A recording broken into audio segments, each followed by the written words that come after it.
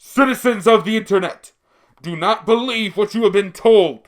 This is not the movie that you were promised by the trailer. This is not the horror film that you think it is.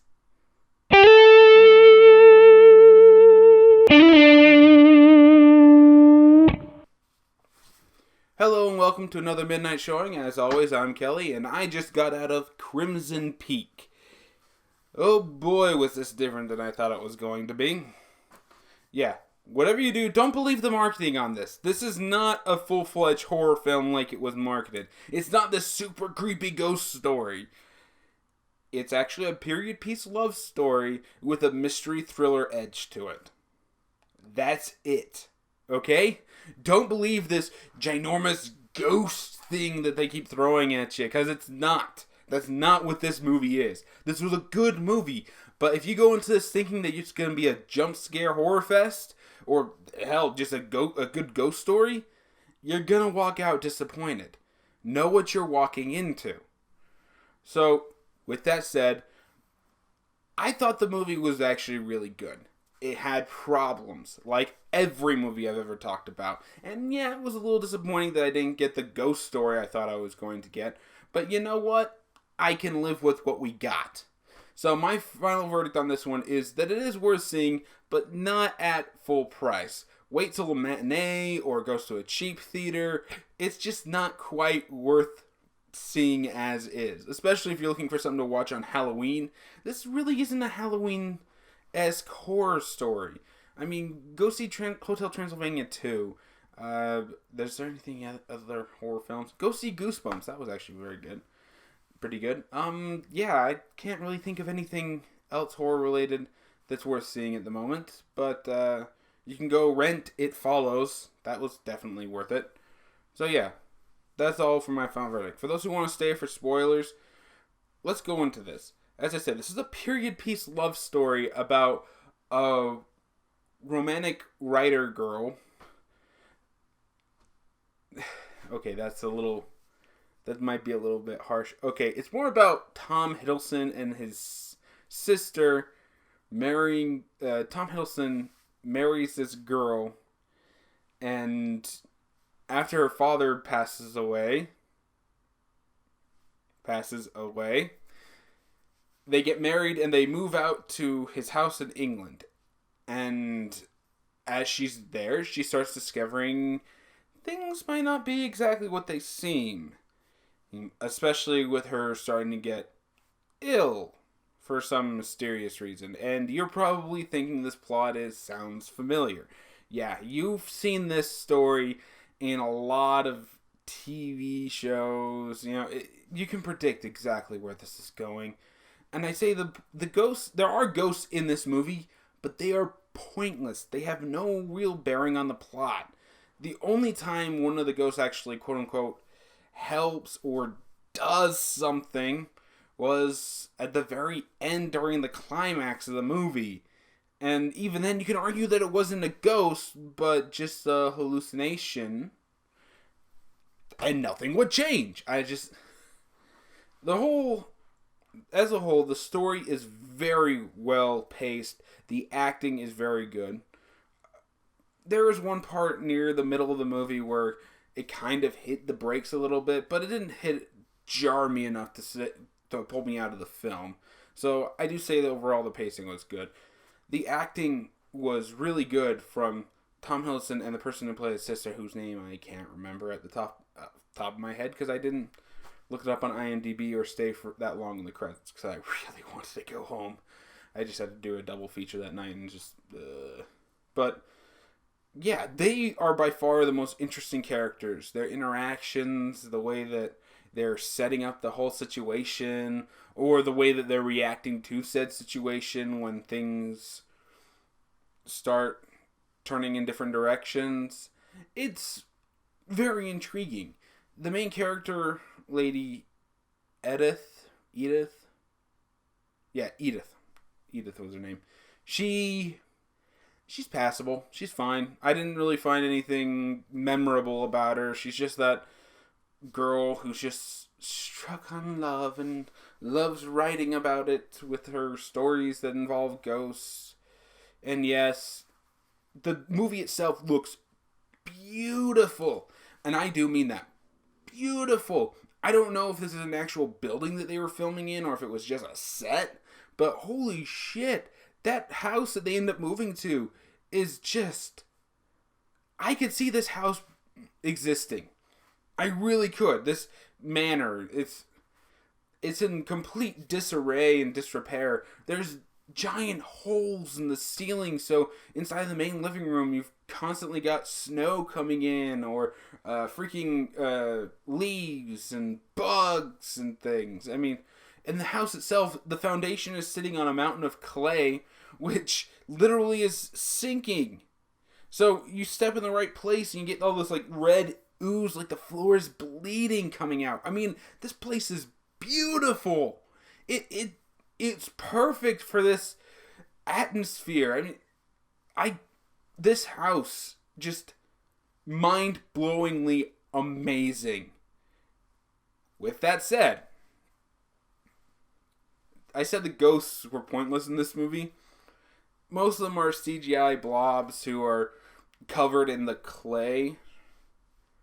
And they never really exactly explain why. I think there was a scene cut for time that they kind of hint that the bodies of these people are hidden inside of these clay pits in the bottom, in the set of the mine shaft. But they never really actually go into that at all. But yeah, you probably already guessed the plot. The plot is they basically married her for her money, and once she signs everything over, they're going to kill her and then repeat the process over and over and over again, because you've seen this plot 1,000 times. What makes this plot actually work here is Tom Hiddleston and his sister, who are actually in an incestuous relationship with each other. Yeah, they're not, playing the part of brother and sister. No, they actually are brother and sister. And although Tom is very, what's the word? He's got all his marbles. He's not crazy like his sister. He does go along with this, and he's the one who does a lot of the planning. She's the one who does a lot of the dirty work, aka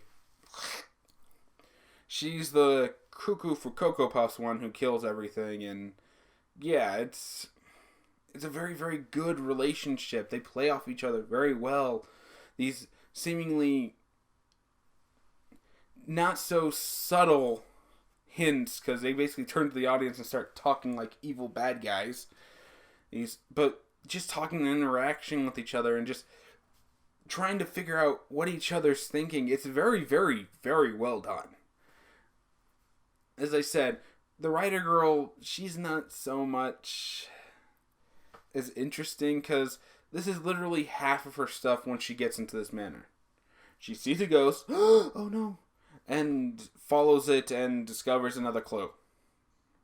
All happening in the middle of the night. That's literally the entire point of her character after she gets to this mansion. When she starts out, she's very, very, outgoing. She's stubborn as hell. She has these books and she doesn't like being told that they needed a love story for this. It's like, yeah, she doesn't like being told that these aren't as good as she thinks they are. In which, frankly speaking, they are very good. But yeah, after she gets to the mansion, not so much. And there is another character. There are two other characters that should know. Her dad, who gets axed off about 30 minutes into the movie. And the physician, who is the childhood friend who likes her, but doesn't. She doesn't reciprocate, but he's obsessed about her, blah, blah, blah. You've seen this relationship in every single high school drama and anime that you can think of. I mean, it gets kind of boring. But he actually does come... The physician comes into play later, when, after the marriage, he figures out not only was her father murdered, but her entire assets are being liquidated quite quickly after this. It just... something was wrong. So he investigates, gets in contact with the guy that told the father apparently exactly what the whole plot needed, was that he's already married. And the physician travels all the way out to England to take her home, only to get stabbed twice. One of which may or may not be fatal. I mean, he gets stabbed, like, right there, and it goes in. I imagine that it hits something. And then he gets stabbed in the chest, in the lower part of his torso, which, that is much, but it's definitely worth noting. I'll get back to that in just a second about just something that bugged me a little bit. But yeah, they go into the ghosts, and the ghosts are very stylish. There's a really, really damn good one that comes out of the bathtub who's got this giant cleaver in the head. And she's got skin on, but it's like see-through. Almost like very, very thin lace. And you just like see all of her inner organs and things. And it's very creepy and engaging. And if all of the ghost moments were like that one, I probably wouldn't even complain about them. But they have no bearing on the plot whatsoever. She sees ghosts, and she has a vision of her mother telling her, "Beware, Crimson Peak." And then she ends up marrying this guy, only to find out that the manor that she's living in is on Crimson Peak. That's the nickname the townsfolk have given it. And doesn't really do much from there. The other ghosts just pop out. She's following sounds. She finds old recordings because of the sounds. The ball comes rolling down the hall that she was playing with the dog with. I don't get it. Actually, I do get it, because Guillermo del Toro actually does tell you why the ghosts are in this movie quite quickly, in fact.